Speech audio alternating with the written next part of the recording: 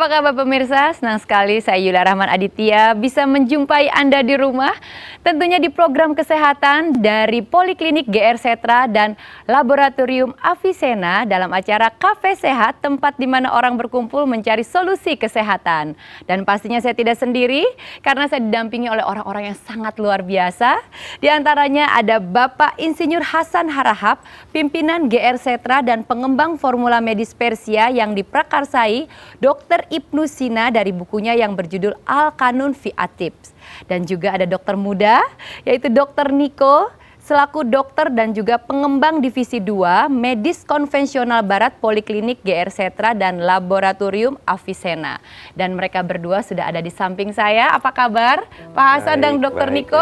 Baik. Aduh, senang sekali. Kalau udah sampai di sini harus sehat dong. Oh, sehat dong selalu. Sehat ya. Pak Hasan sehat? Ya, sehat. Sehat? Agak mengantuk atau tidak? Oh, enggak. Oh, tidak.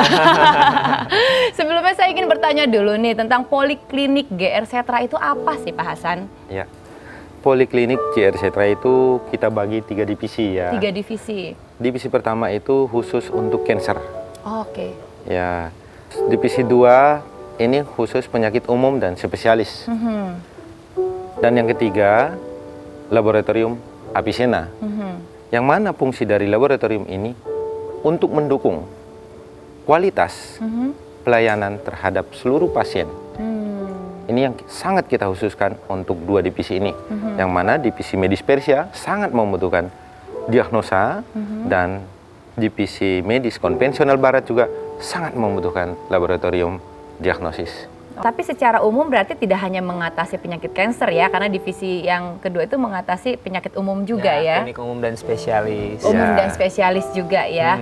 Oke, nanti kita akan tanya-tanya dulu karena nih kita akan kedatangan teman saya, mungkin lebih tepatnya adik saya karena teman seperjuangan saya dulu. Kebetulan sekali ayahnya mengidap penyakit kanker kelenjar getah bening gitu. Jadi sambil menunggu kita ada tayangan dulu nih, kita bisa lihat tayangan yang berikut ini.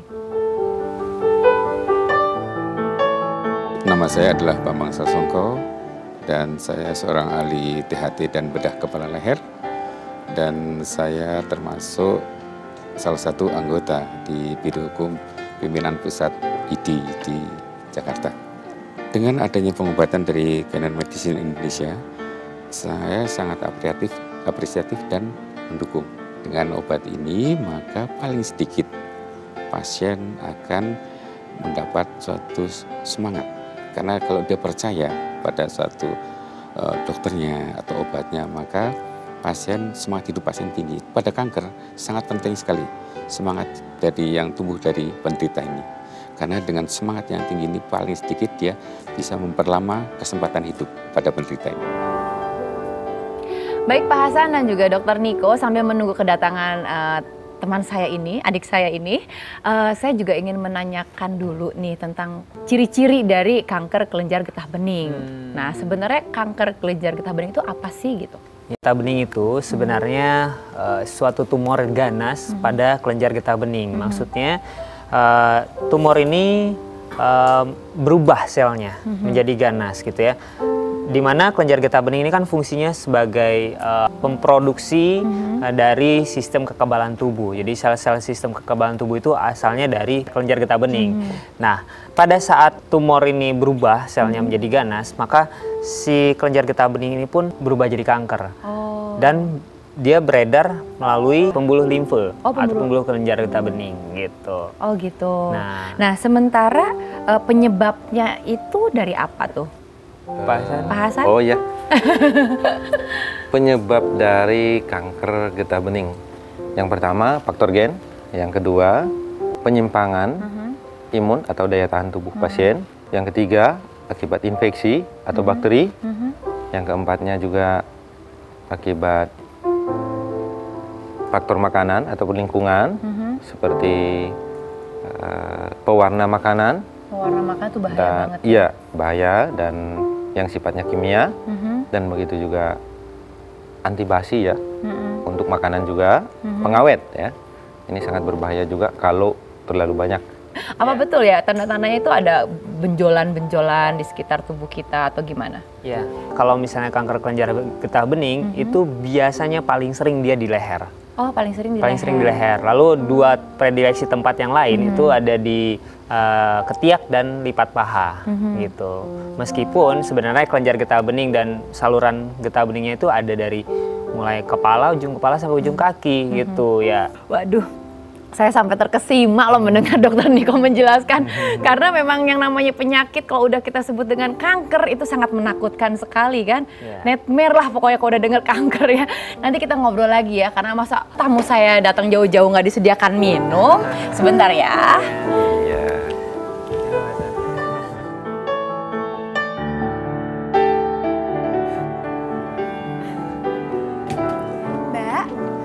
Tapi memang begini Ini dok, bener kafe sehat kadang ya? kalau kita luka di sini, Yang punyanya Teh Yulia Rahman? Iya betul. Bisa ketemu sama Teh Yulia langsung?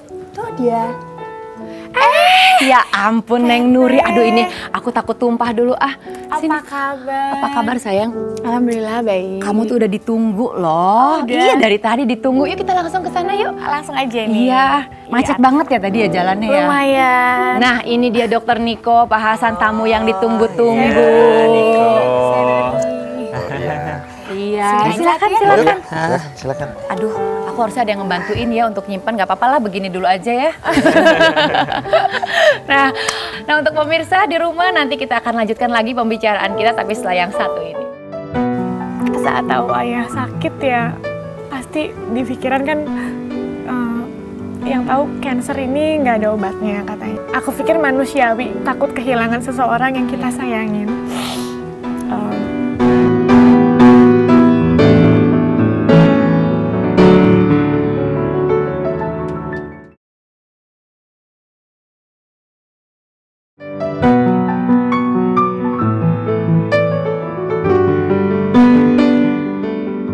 Kita bicara kanker lagi dan terus kanker lagi. Memang JR Setra dikhususkan untuk cancer. Pertama, kita buat dari tumbuhan dengan ekstraksi tinggi dan kandungannya bisa kita lihat. Inilah kandungan yang sangat dibutuhkan oleh tubuh kita untuk membangun imun kembali, khususnya bagi mereka yang sudah terkena kanker getah bening.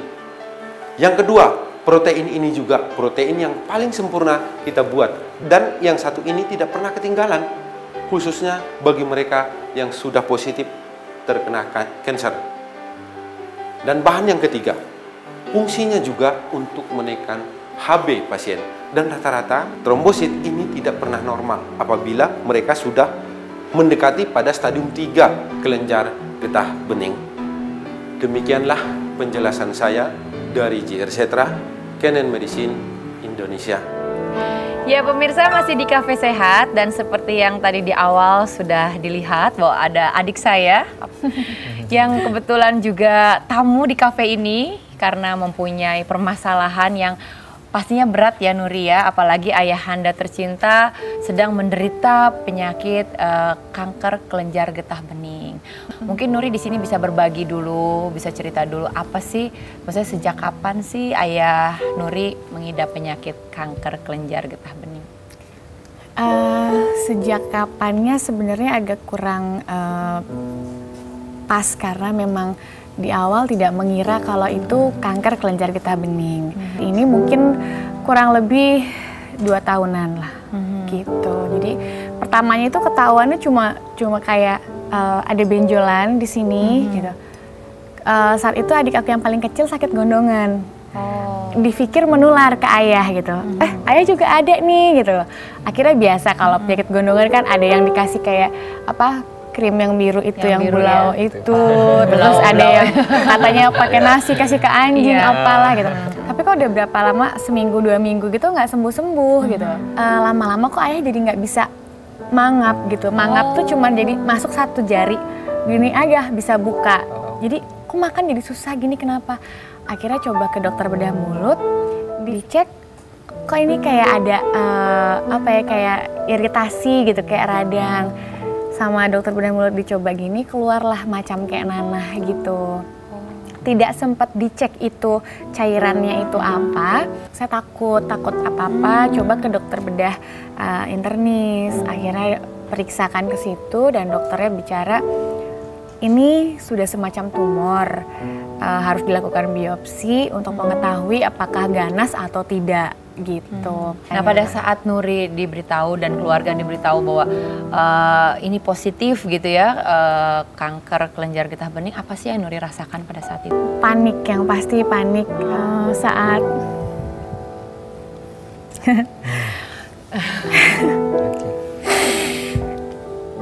Sabar ya. Maaf. Saat tahu ayah sakit ya pasti di pikiran kan yang tahu cancer ini nggak ada obatnya katanya. Jadi kita semua panik untuk bisa menyembuhkan ayah gimana, karena memang ya ketakutan namanya manusia. Aku pikir manusiawi, takut kehilangan seseorang yang kita sayangin. Kita bisa lebih ikhlas menerima ini, tapi tetap berusaha, tetap berikhtiar untuk mencari jalan supaya ya kita namanya manusia hanya bisa berusaha dan berdoa kan. Betul sekali, sabar ya. Dan yang pastinya kan Nuri nggak boleh sedih, karena kalau aku punya prinsip ketika orang yang sakit sudah menderita, kita yang sehatnya nggak boleh cengeng, karena kita adalah support buat yang sakit itu. Dan saat ini kan Nuri sudah ada di Cafe Sehat ini, dan sudah ada ahlinya di sini yang mungkin Nuri juga mau berbagi, atau Nuri ada pertanyaan-pertanyaan yang selama ini mengganjal, yang bikin Nuri bingung mau nanya sama siapa. Di sini ada Dokter Niko, juga ada Pak Hasan. Mungkin Nuri mau nanya, silahkan. Iya, sebenarnya itu kanker kelenjar getah bening itu bisa diobati dengan benar nggak sih? Cara pengobatannya banyak ya, dari mulai operasi, kemoterapi, terapi antibodi monoklonal ya, sampai ke cangkok sumsum tulang gitu. Ada 3 hal yang harus dilihat. Pertama, kita harus lihat jenis kankernya, jenis sel kankernya ya. Lalu yang kedua adalah stadiumnya, seberapa besar derajat keganasannya. Nah, yang ketiga adalah ukuran dari kanker kelenjar getah bening itu sendiri gitu. Oke gitu ya, kebetulan kan ayah Nuri juga kemoterapi secara medis juga sudah gitu. Kemoterapi ini sudah 12 kali kalau nggak salah. Terus juga sudah radiasi yang sinar laser itu, tembak itu sudah 41 kali, itu setiap dalam 1 bulan itu full, setiap hari pasti melakukan itu sampai gosong banget. Tapi respon dari tubuh ayahnya kurang karena asupan makanan yang masuk keluar lagi, masuk muntah lagi gitu lah dokter. Jadi bingung gitu gimana tuh dok? Sebenarnya pengobatan itu pada intinya bisa nggak kita memberi semangat dulu bahwa tubuh sendiri sebagai dokter terbaik. Semangatnya. Diri kitanya sendiri ya, pasiennya itu sendiri gitu ya Pak. Jadikan dulu semangat itu menjadi dokter pertama untuk kita. Tapi memang sampai detik ini, dari secara medis apapun, belum ada secara klinis yang mampu menyelesaikan cancer. Bahwa ini resepnya nih untuk cancer. Total gitu ya belum ya. Kenapa? Yang itu sifat yang mana? DNA. DNA itu memberi suatu frekuensi yang sifatnya apa? Radio messenger acid, RMA. Dan apalagi RNA sebagai penerima dari radio, dari frekuensi inti DNA yang berubah tadi.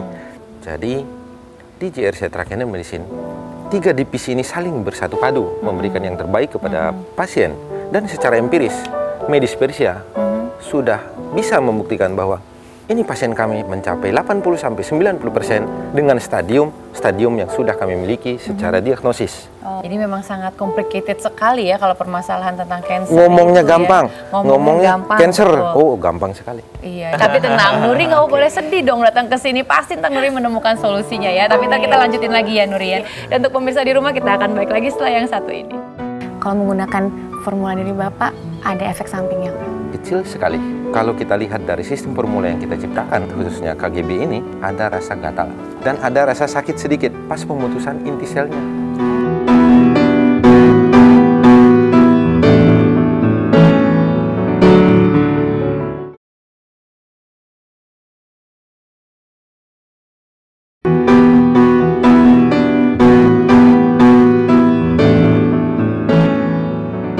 Halo pemirsa semua, semua, senang sekali saya Dr. Madana dapat berjumpa dengan Anda semua. Keluarga merupakan motivasi terbaik untuk dapat sembuh dari berbagai jenis penyakit.